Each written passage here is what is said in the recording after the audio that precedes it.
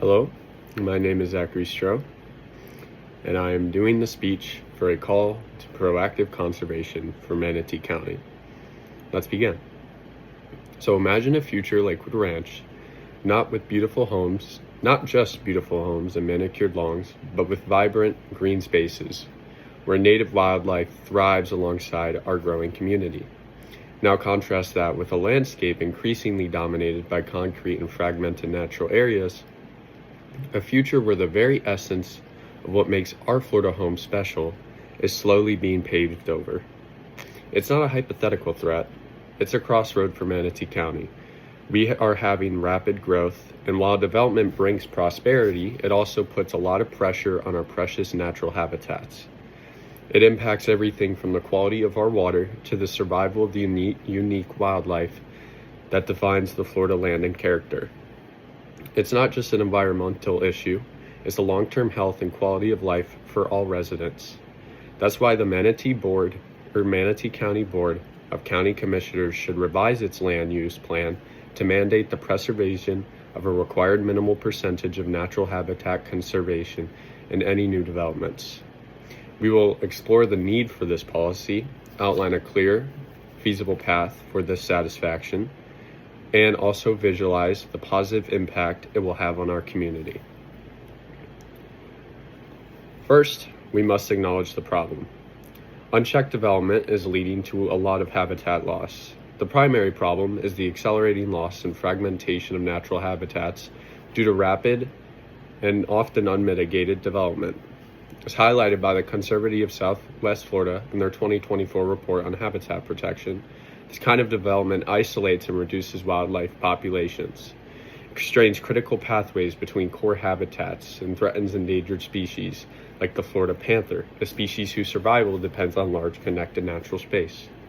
So why is it happening? The fundamental cause of this problem is that our current land use plans and regulations do not sufficiently mandate the preservation of a minimal percentage of natural habitat in all new developments. While there are efforts to acquire conservation, as seen in the Manatee County moves forward with Dodge Committee and Conservation Acquisitions, an article by manatee.org, this reactive approach is not enough to keep pace with the sheer scale of new development. This problem is both structural and attitudinal. Structurally, our regulatory framework allows for a lot of development without a consistent predefined obligation for on-site habitat preservation across various projects. It creates loopholes and allows for a piecemeal approach to conservation, which people ultimately will take advantage of. A recent WMNF 88.5 FM article from 2025 says that there have been short-sighted decisions in the past, such as the removal of wetland buffers, which indicates a historical tendency to prioritize immediate development instead of long-term protection. It creates an inherent barrier to comprehensive habitat preservation with no mandate involved. The solution isn't confusing. By revising the comprehensive plan and land development code, including a mandatory minimum percentage is necessary. It's a proven strategy. We can also draw inspiration from the Sarasota County, who has special zoning district standards from their 2019 municipal code, which mandates 30% for urban PUDs and 50% for semi-rural PUDs.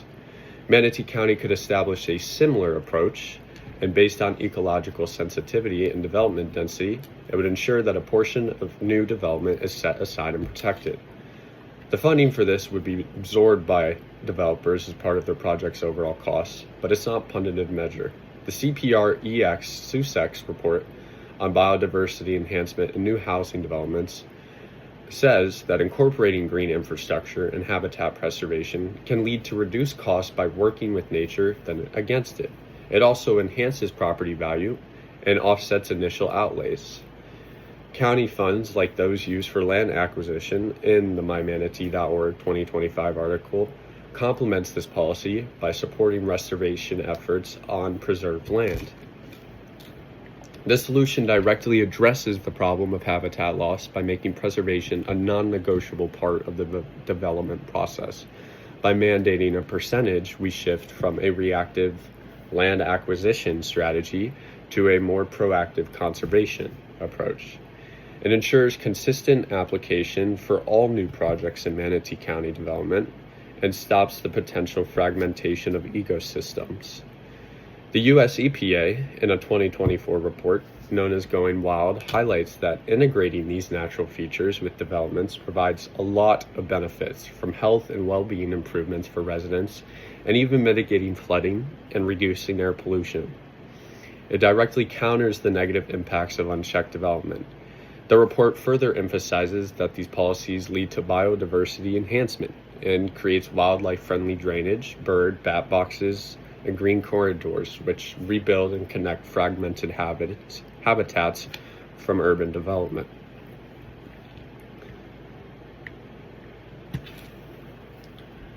Now, there are two ways to visualize this concept ahead of us.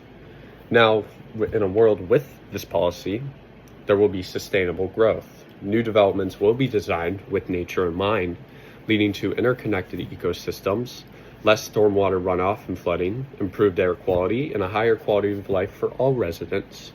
Property values may even increase due to the enhanced aesthetic and better environmental amenities that surround the area. Florida wildlife, from gopher tortoises to wading birds, has dedicated spaces to thrive, ensuring their long-term survival.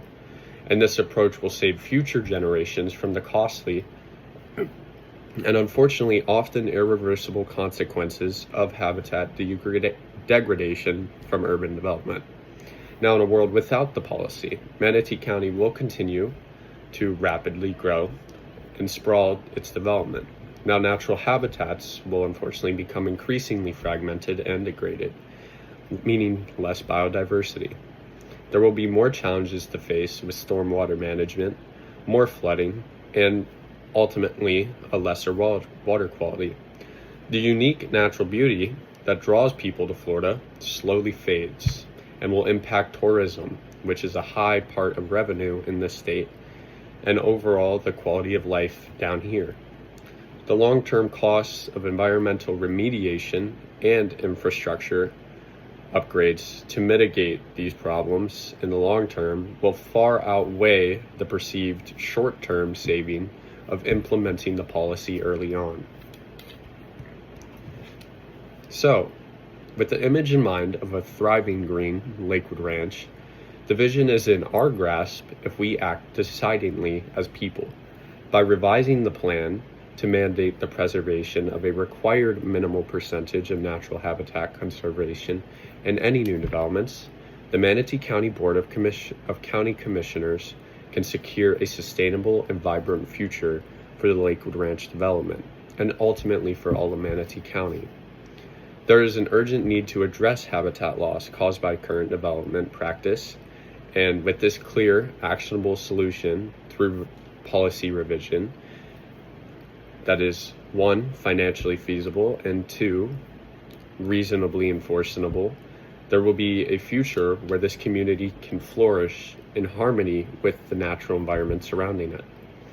So, let's empower the Manatee County Board of County Commissioners to lead the way, ensuring that as our community grows, the natural heart of the environment also beats stronger than ever before.